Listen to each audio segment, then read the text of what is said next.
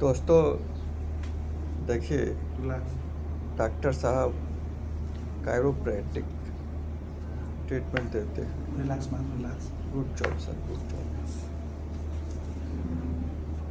relax दोस्तों बस घर पे प्रैक्टिस ना करें, एक्सपर्ट